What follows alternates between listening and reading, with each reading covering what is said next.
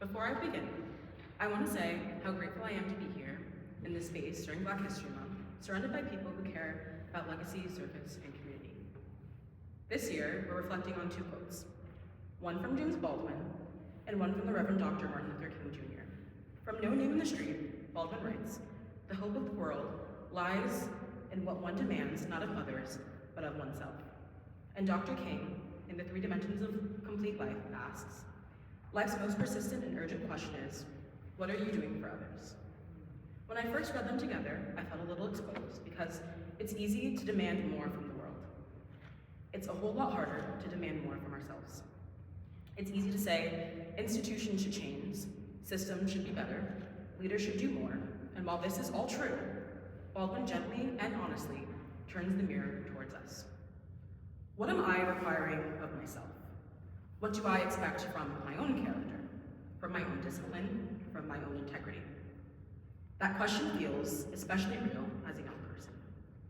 We live in a time where everything is visible. Every achievement, every mistake, every opinion, we are constantly being measured by grades, by internships, by followers, by productivity. But Baldwin isn't talking about performance. He's talking about standards. Not the kind that looks impressive, the kind that holds you steady. The standard to tell the truth, the standard to rest when burnout feels like a badge of honor, the standard to grow even when growth is uncomfortable. Sometimes demanding more of yourself isn't about doing more. Sometimes it's about being more honest or courageous. Courage is something I think about a lot. It takes courage to speak up in classrooms. It takes courage to apply for things you're not sure you'll get. It takes courage to say, I don't know, or I was wrong. And that kind of internal demand, that's where hope starts. But then Dr. King expands that question. He asks, what are you doing for others? And that one feels just as personal, because we are all ambitious, we all have goals, we all want to succeed, we all want to build lives that make us and our families proud. There is nothing wrong with that. When I think about the leaders that we honor during Black History Month, what moves me isn't just what they accomplished, but that they were human. They evolved, they made mistakes, but they held themselves accountable to something larger than fear, larger than comfort, larger than applause. And that's the part that speaks to me. They did not wait to feel ready. Because readiness is often a myth we use to delay responsibility. We say, I'll speak up when I know more, I'll lead when I'm more confident, I'll serve when I have more time, I'll give back when I'm established. However, as Dr. King reminds us, that achievement without service feels incomplete.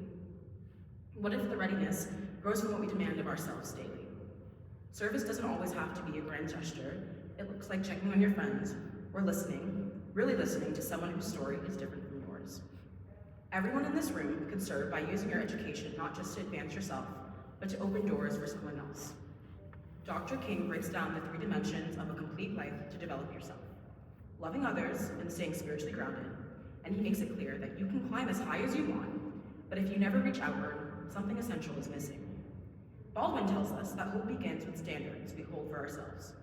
And then Dr. King reminds us that those standards mean very little if they do not extend beyond us. So, the question isn't just, what am I becoming? It's also, who is safer because of me? Who is encouraged because of me? Who has more access, more opportunity, more dignity because I was in the room? That is a different kind of ambition. It's not about visibility, it's not about responsibility. And I want to be honest, that responsibility can feel heavy, especially in a time when so much feels uncertain, when progress feels fragile, when it feels like we are inheriting unfinished work. When Dr. King asks what we are doing for others, I don't hear guilt, I hear direction. He is reminding us that we are not individuals building resumes, we are participants in a legacy. Black History Month is not only about looking back at greatness, it's about deciding what kind of ancestors we intend to be. The world changes, not just through grand gestures, but through consistent and deliberate progress. And when Baldwin says that the hope of the world lies in what we demand of ourselves, I hear in those lines, possibilities. Because it means hope is not out of reach. It's not waiting for perfect leaders or perfect circumstances. Hope is built inside ordinary people choosing to live with intention. So maybe the real power is holding both questions at once. What am I asking for myself? And who is better because I exist? If we can answer those honestly, not perfectly, but honestly, we become part of the legacy that we celebrate. not just remembering history, but continuing it. So, my hope for all of us is that we raise our standards, that we serve not for recognition, but for impact, because one day, someone will look back at us, at this moment, and ask what we demand of ourselves and what we did for others. May that answer be something you're proud of.